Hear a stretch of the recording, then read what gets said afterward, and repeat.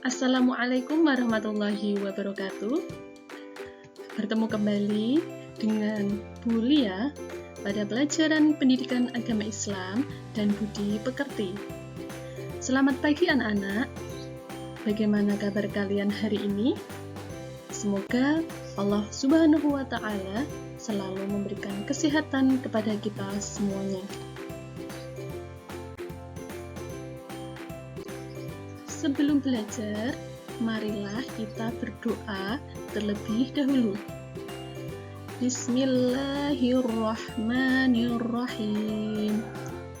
Raditu billahi rabba wa bil islami dina wa bi Muhammadin nabiyya wa rasula. Rabbi zidni ilma warzuqni fahma. Amin ya rabbal alamin. Anak-anakku semuanya, kita sudah memasuki bab 3, yaitu indahnya saling menghargai dalam keragaman.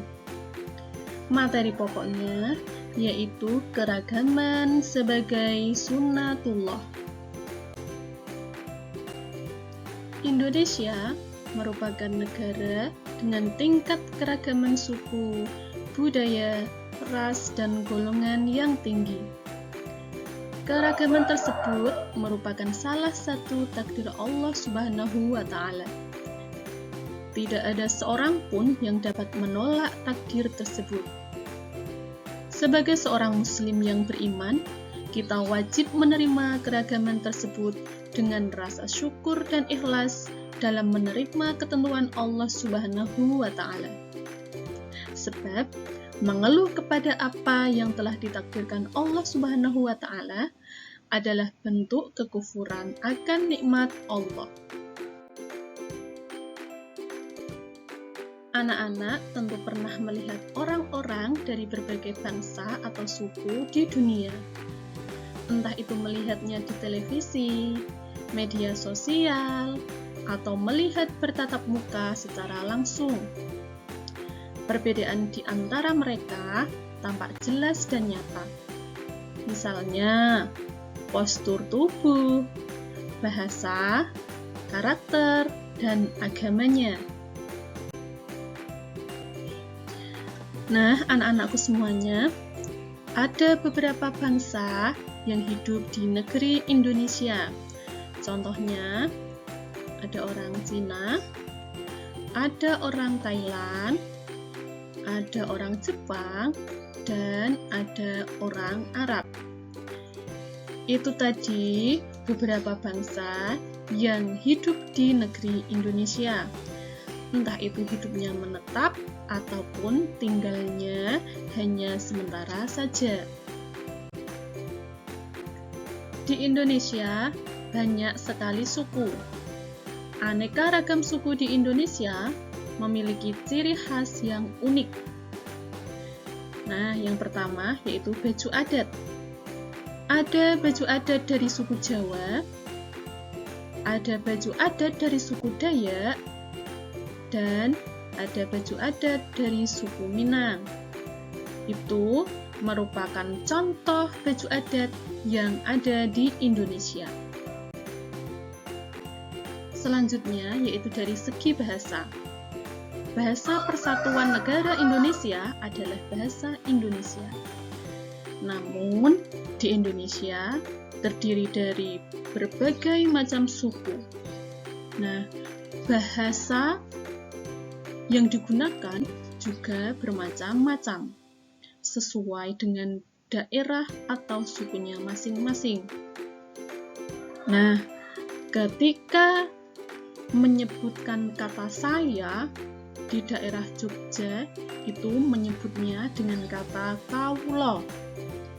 Di daerah Padang menggunakan kata awak, di daerah Jakarta menggunakan kata aneh, di daerah Batak menggunakan kata beta, di daerah Bali menggunakan kata titiang, dan di daerah Bandung menggunakan kata abdi.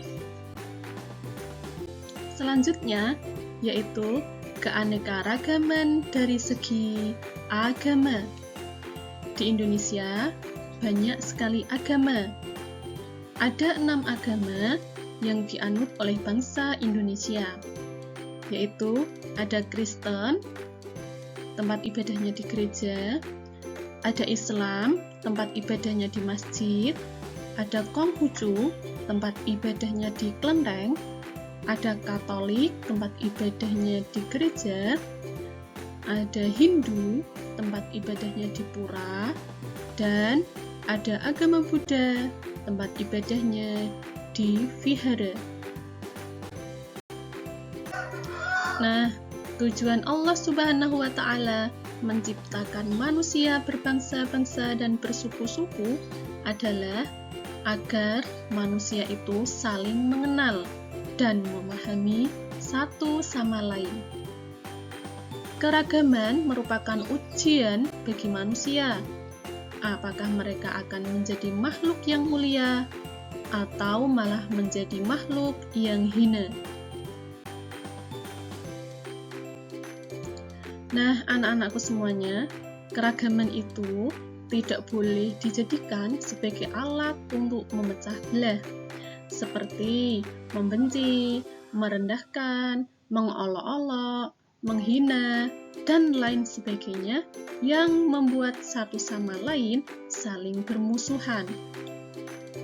Keragaman harus dijadikan alat pemersatu, seperti menghargai, kerjasama, gotong royong, toleransi, dan lain sebagainya, sehingga tercipta kehidupan yang rukun dan harmonis. Nah, anak-anak, hanya itu saja yang dapat Bu Guru sampaikan.